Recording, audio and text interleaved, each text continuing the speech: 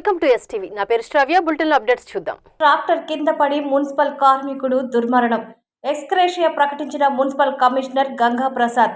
నెల్లూరు జిల్లా ఆత్మకూరు మున్సిపాలిటీలో పారిశుద్ధ కార్మికుడిగా విధి నిర్వహణలో మల్లికార్జున ప్రమాదవశాత్తు పనిచేస్తున్న మున్సిపల్ ట్రాక్టర్ కింద పడి దుర్మరణం పాలయ్యాడు.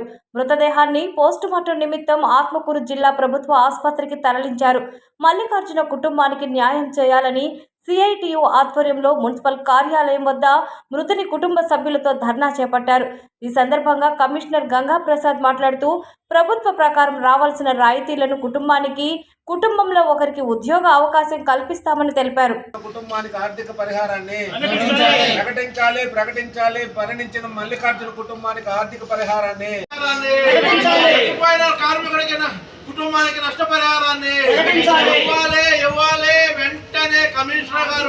5 రోజులు మనిషిని పెట్టున్నాను సార్. నేను 5 రోజులు మనిషిని పెట్టుంటే ఈ రోజు పనికి పోయింది సార్. ఆయన పూలు వెళ్తాను ఏం బాగానే ఉన్నాడు సార్. మనిషి పక్కన మనిషి మారుతుంటే తెలియకుండా ఉంటుంది సార్. చెప్పండి సార్. నేను కొంచెం ఆర్థిక ఉదయాన్నే నాకు అసలు అర్థం కానట్టు ఉండదు సార్. నాకు 8 గంటలకు ఫోన్ చేసి నాకు అన్నం చేసి పెట్టు నేను ఫోన్ చేసాను సార్. వీళ్ళు అసలు నేను పడిపోయిన వెంటనే నాకు ఫోన్ చేసి చేయలేదు సార్. ఎంత తను చనిపోయినాక ఈ కార్మికులు ఫోన్ చేశాను సార్. నేనేదో నాకు ముందు చేస్తుంటే నేను ఎట్లా కట్ట నా భర్తని నేను బతికించుకుంటాను. ఇప్పుడు నా భర్త నాకు అట్లా ఎవరు చూస్తారు? నా పిల్లని ఎవరు చూస్తారు? నన్ను ఎవరు చూస్తారు? చెప్పండి సార్. అదే నేను లేదు, ఒక రోజు చెప్పు ఉండలేడు. ఇదంతా మీ మున్సిపాలిటీ వాళ్ళ నా బిడ్డలు నాకు అప్పు అయి ఉండేది సార్. ఇవన్నీ ఎవరు కట్టాలి? నా బిడ్డలను ఎవరికి పోసేయాలి సార్? అది నాకు మీ వల్ల నాకు ఏమైనా సహాయం అందితే నా బిడ్డలకి నాకు సహాయం చేయండి సార్. ఇవన్నీ మనం చేయలేము పండి. మా తరఫున, మా మున్సిపాలిటీ తరఫున, మున్సిపల్ డిపార్ట్మెంట్ తరఫున ఈ పబ్లిక్ హెల్త్ వర్కర్లు ఎవరైతే అందరూ అవకాశాలు ఉన్నారో వాళ్ళందరికీ మనం కొన్ని సెక్యూరిటీస్ ఇచ్చున్నాం. సో దాని ప్రకారం మనకు వస్తాయి. ఫస్ట్గా ఏం చేస్తామంటే ఫస్ట్ బరియల్ కోసము ఫస్ట్ 15,000 డబ్బులు మీకు ఇచ్చేస్తాం స్పాట్లో. దాని తర్వాత మున్సిపల్ డిపార్ట్మెంట్ నుంచి ఎక్స్గ్రేషియా 2 lakhs ఇస్తారు. మీకు 2 లక్షలు ఇస్తుంది. అది ఇవ్వాలంటే మీరు మీ అకౌంట్ నెంబరు అవి ఇవ్వాలి. ఆల్రెడీ మీ బామార్టీకి నేను చెప్పినాను. మీ తమ్ముడే కదా, బామార్టీకి మీ తమ్ముడికి నేను చెప్పినాను. అకౌంట్ డీటెయిల్స్ ఇచ్చేస్తే ఒక 2 daysలో మేము ఇచ్చేస్తాం. దాని తర్వాత మనం డెత్ సర్టిఫికేట్ కూడా మనమే ఇస్తాము FIR బేస్ చేసుకొని.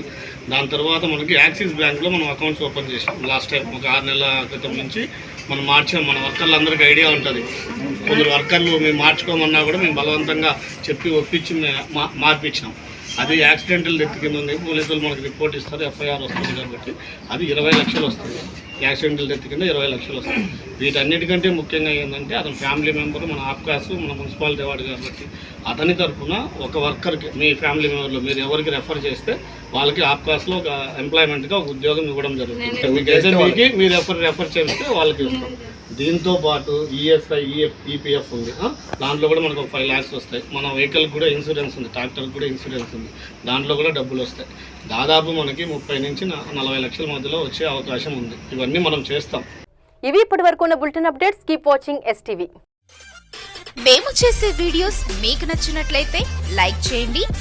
అలాగే మరిన్ని ఇంట్రెస్టింగ్ అప్డేట్స్ కోసం మా STV తెలుగు ఛానల్ ని సబ్స్క్రైబ్ చేసుకోండి.